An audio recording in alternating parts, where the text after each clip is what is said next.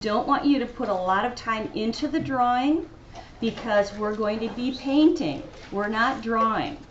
So a lot of what we do with the paint is going to be drawing for us, let's say. So this is a very basic example, and I do have a couple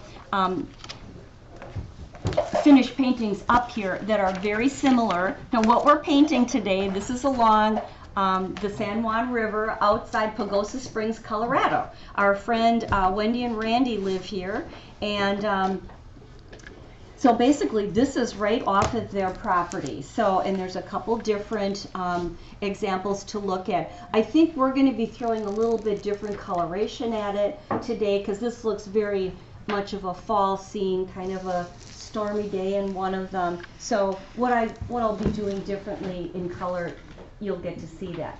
So talking about color, you don't have to choose the colors I'm using. If you're having a purple day and you want a purple sky, you go for it, okay? You do not have to stick with the same selections I'm using. I'll tell you every step of the way what I'm using, but don't feel that it's necessary for you to duplicate what I'm doing exactly.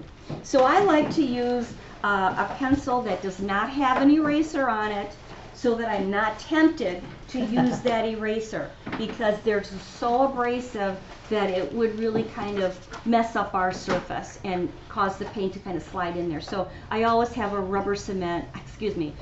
kneaded eraser. And that's the first thing I do when I get up in the studio. I'll grab my kneaded eraser if I need to draw something on and hold it in my left hand to just kind of warm it up, because a kneaded eraser is supposed to be kneaded. You don't leave it in the square that it comes with when it's first in the package. Did you have a question, Lynn? Yeah, what about those white erasers? Oh, those are fine. They're very gentle. That's a good one as well. Huh. Well, this I know if I need to get into the nitty-gritty, I can kind of shape it and really kind of get it in there. So that's kind of a little plus with that too. So, okay, let's start the drawing. And this is how I draw things, even if I'm working from a photograph.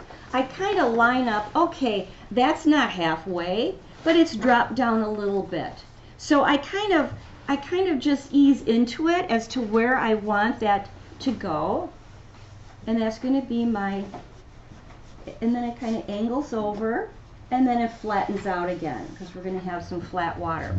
Then we've got some bushes, some reeds and things that are going to be along here. And it might be this angle, and it might go beyond, and then I might have some other little things here. I'm just going to give myself a simple little edge, and then we might find some little negative trees later on, so I'm going to have a little bit of a different color variation right there, and that's going to go beyond this line. See how simple?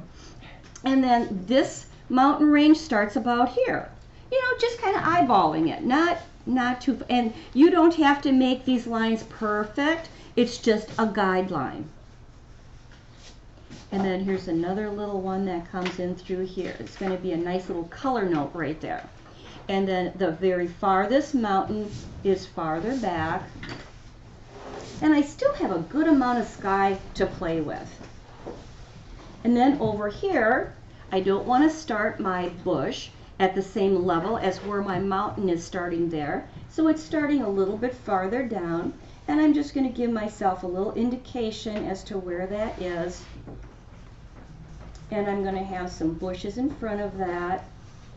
And then I'm going to slope my land down. And I'm done drawing. Because everything is kind of reversed on that. Yes. This is the bush. The tree should be on your right side.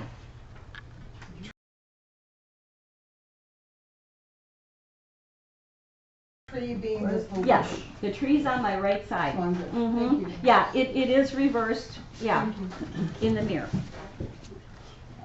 And if anybody really wants to come up closer, and you know, you could even sit back here. I'm totally okay with that if you need to see better, because I would like you to see how much pencil I have on my page. Another critical thing, I use my high-tech pencil sharpener, and I always make sure that my pencil is good and sharp, because I don't want to have a really fat, dull pencil where's the line? You know, in some paintings it's very critical. With portrait or a floral, you need to know where to place that color. What side of that big thick line do I want that to be on? And if you have too much graphite on as well, what happens is you go over it with water, it's there, and it might create a dullness, you know, a smudgy look. So a nice sharp pencil. And I also want you to notice something with this line work. It is one true line. I never erase anything because this composition is going to be very forgiving for us. And I didn't sketch. What I mean by that is I did not, okay, here my mountain comes down here and holding it out, the pencil on the side. I don't know why people ever do that. Hold it like you're writing your grocery list, and you don't want to have all this graphite happening. You don't want all of that. You want one true line and about that much graphite. You don't want to press so hard that you can't get the graphite off later on and that it's disturbing to the eye. So that's how we're going to begin. I'm going to have you guys cut your paper any way you want. You don't have to tear it. I just slice mine with the scissors today. So let's get them drawn on.